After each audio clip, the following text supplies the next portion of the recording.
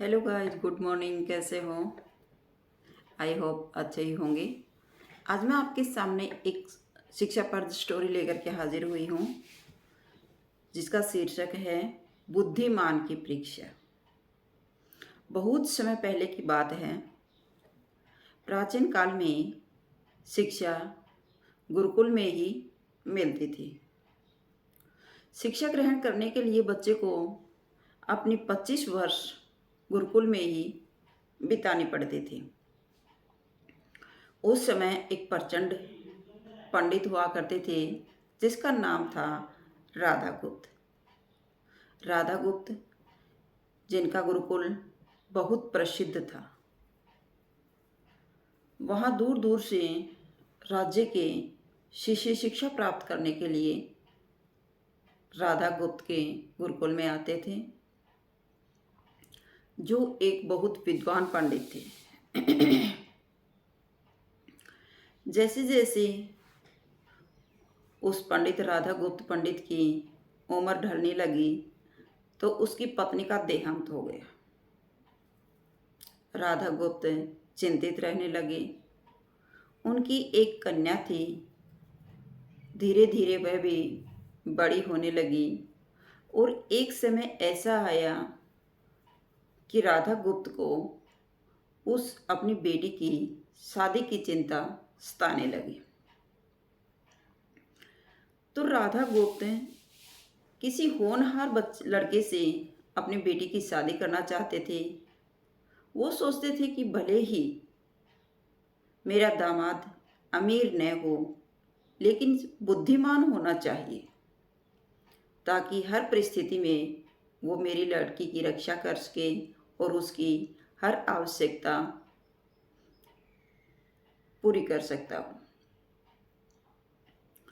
तो एक दिन उसके दिमाग में आया कि मेरे पास मेरे गुरुकुल में इतने होनहार लड़के हैं, क्यों न मैं इनमें से ही एक लड़के को चुन लूं, जिससे मैं अपनी बेटी की शादी कर सकूं।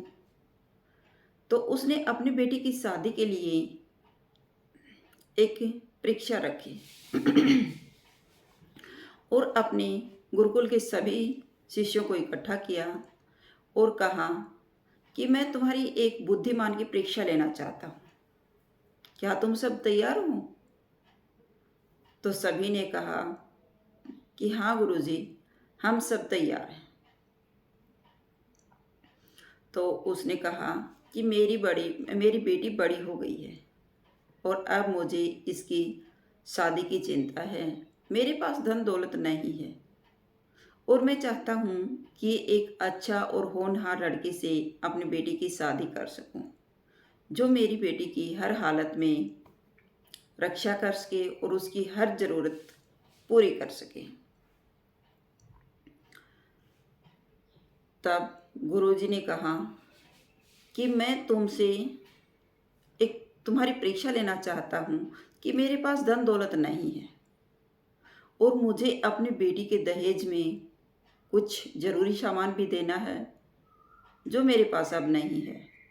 तो तुम एक एक लड़का या एक एक शिष्य चोरी करके, भले ही तुम चोरी करके लाओ, मुझे शादी के लिए सामान ला कर दो। तुम्हें गुरु दक्षिणा तो देनी ही है, तो ये गुरु दक्षिणा ही मान लेना। तो सभी शिष्य गुरु जी की मदद करने के लिए तैयार हो जाते हैं। और मेरी एक शर्त है कि तुम जो परीक्षा देने जा रहे हो, उस परीक्षा में तुम कैसे भी मेरी मदद करो, कहीं से भी सामान लाओ, लेकिन भले ही वो चोरी से लेकर के आओ, लेकिन कोई उसको चोरी करते हुए देख न ले। तो सभी शिष्यों ने हाँ में हाँ मिलाई और अगले दिन अपने कार्य में जुट गए।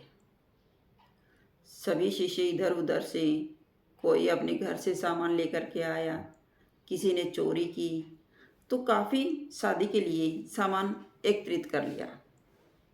तो गुरुजी ने उस सामान को एक निश्चित जगह पर रखवा दिया, ताकि परीक्षा के बाद वह सामान वापस कर सके मालिक को, क्योंकि गुरुजी तो उन बच्चों की उनकी परीक्षा लेना चाहते थे। तब एक शिष्य था जिसका नाम था रामास्वामी। सभी अपने काम में व्यस्त रहते हैं, लेकिन वह गुरुकुल में ही बैठा रहता है। न तो वो इधर उधर सामान लाने की कोशिश करता है और न चोरी करना चाहता है। तब राधा राधा गुप्त ने कहा कि बेटा, तुम कुछ भी नहीं लाओगे शादी के लिए?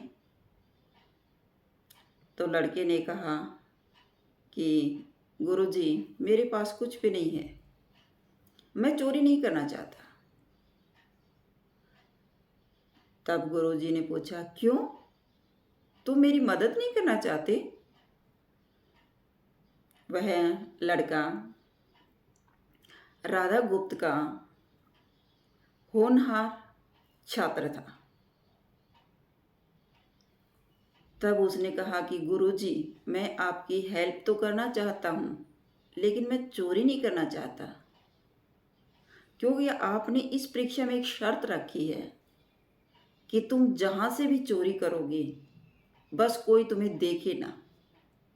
लेकिन ऐसा तो हो ही नहीं सकता। तो गुरुजी ने कहा, क्यों, ऐसा क्यों नहीं हो सकता? तुम रात को भी तो चोरी कर सकते हो। तब उस शिष्य ने कहा कि गुरुजी, रात को तो चोरी कर सकता हूँ, लेकिन मेरी अंतरात्मा तो मुझे देख रही है ना, उससे तो मैं कुछ छुपा नहीं सकता, इसलिए मैं चोरी नहीं करना चाहता। तो उस बात को सुनकर गुरुजी बहुत खुश हुए और उसने अपने सभी शिष्यों को इकट्ठा किया और रामास्वामी की बातें सभी शिष्यों के सामने बताई गई कि रामास्वामी चोरी नहीं करना चाहता। वो कहता है कि मेरी अंतरात्मा मुझे देख रही है, कोई देखे या न देखे, लेकिन मैं अपनी अंतरात्मा से ये सब नहीं छुपा सकता। मेरी अंतरात्मा तो मुझे देख रही है ना चोरी करते हुए। और आपने कहा था कि इस परीक्षा में कोई किसी को चोरी करते हुए देख न ले, आपने ये शर्त रखी थी, तो मैं चोरी नहीं कर सकता। मैं अपने मन को कैसे समझाऊं कि मैं चोरी कर रहा हूँ? वो तो मुझे देख रहा है, तो मेरे मन नहीं मानता, मेरी इच्छा नहीं है कि मैं चोरी करूं। तो यह सब सुन करके सभी शिष्य बहुत खुश होते हैं और राधा गुप्त अपनी बेटी की शादी उसी होनहार रामास्वामी से करने के लिए तैयार हो जाते हैं कि मैं भी ऐसे ही किसी होनहार बच्चे की तलाश, लड़के की तलाश में था। ऐसा ही कोई होनहार शिष्य चाहता था जिसे मैं अपना दामाद बना सकूं। और इतना बुद्धिमान लड़का कभी भी मेरी बेटी को परेशान नहीं देख सकता, इसलिए मैं अपनी बेटी की शादी रामास्वामी से करने के लिए तैयार हूँ। और खुशी खुशी से उस अपनी कन्या की शादी गुरुजी रामास्वामी से कर देते हैं और खुशी खुशी से उन्हें विदा करते हैं। और जो चोरी से सामान लाया गया था शिष्य को, वो सारा सामान भी वापस उन्हें जहाँ से लाए थे वहीं रखने के लिए अनुमति दे देते हैं और उन्हें समझाते हैं कि तुम चोरी तो कर रहे हो, लेकिन तुम अपनी अंतरात्मा से नहीं बच सकते हो। तुम अपने आप से चोरी करते हुए कैसे छुपा लोगे? अंतरात्मा कभी भी गलत रास्ता नहीं चुनने देती है। जब भी हम कोई कार्य करते हैं तो हमें अपनी अंतरात्मा से ये बात एक बार अपने आप से अवश्य पूछनी चाहिए कि क्या जो कार्य कर रहा हूँ वो सही है? तो तुम्हारे अंदर से आवाज़ आएगी, सही है तो ये रास्ता सही है, वरना तुम्हारे दिमाग अवश्य मना करेगा कि जो भी तुम कर रहे हो वो गलत कर रहे हो। इसलिए अपनी अंतर आत्मा से, अपने अंतर मन से एक बार अवश्य पूछ लेना चाहिए कि जो कार्य मैं कर रहा हूँ वो सही है या गलत। अगर तुम्हारी अंतरात्मा तुम्हें ये स्वीकृति नहीं देती कि ये कार्य सही है या बुरा है, जो बुरा है वो कार्य हमें कभी नहीं करना चाहिए, भले ही उस कार्य में हमारी भलाई ही क्यों न छुपी हो, हमें कोई उससे फ़ायदा ही क्यों न होता हो, लेकिन हमें कभी भी अपनी ज़िंदगी में गलत रास्ता नहीं चुनना चाहिए। अंतर आत्मा कभी भी गलत कार्य को करने का स्वीकृति नहीं देती है। तो आजकल हर एक बच्चे को हम यही शिक्षा देती है कि पैसा कैसे कमाया जाता है, हमें कैसे आगे बढ़ना है, लेकिन हम गलत और सही रास्ते का फैसला नहीं कर पाते हैं और दो पैसे कमाने के लिए गलत रास्ते चुन लेते हैं। आज के माँ बाप भी इसी होड़ में लगे हुए हैं कि हमारे बच्चे अधिक से अधिक पैसा कमाए, कैसे भी हो, ईमानदारी से या भले ही बेईमानी से। लेकिन हमेशा अपने बच्चों को यही समझाओ कि अपनी अंतरात्मा से जो भी कार्य करते हो, अपनी अंतरात्मा से अवश्य पूछिएगा कि ये कार्य सही है या गलत है। उसमें भले ही फ़ायदा होता हो, लेकिन जो कार्य गलत है उस रास्ते पर हमें कभी नहीं आगे बढ़ना चाहिए। हमें वही कार्य करने चाहिए जो हमारी ज़िंदगी में सही फैसला ले सकते हैं, जो हमें फ़ायदा हो। और अगर हम सही रास्ता चुन लेते हैं तो कभी भी हमारे बच्चे गलत रास्ते पर नहीं जाएंगे। जैसा अपने घर में देखेंगे वैसा ही कार्य बच्चे भी उसी रास्ते पर जाना पसंद करते हैं। आजकल स्कूलों में भी सिर्फ शिक्षा किताबी ज्ञान तक सीमित रह गई है। सर्वांगीण विकास की नॉलेज वहाँ भी बहुत कम दिया जाता है।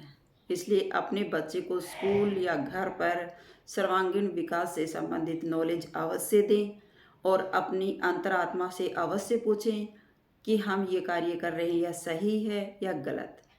कभी भी हमारा दिमाग हमें गलत रास्ते पर नहीं ले जाएगा। तो इस कहानी से शिक्षा मिलती है कि हमें जो भी कार्य करते हैं अपनी अंतर्मन से अवश्य स्वीकृति लें, जिसके कारण हम कभी भी गलत रास्ता नहीं चुन पाएंगे। आई होप आपको मेरी स्टोरी अच्छी लगी हो तो प्लीज़ लाइक कीजिए, शेयर कीजिए और सब्सक्राइब करना न भूलें। फिर मिलते हैं नेक्स्ट वीडियो में। Bye bye.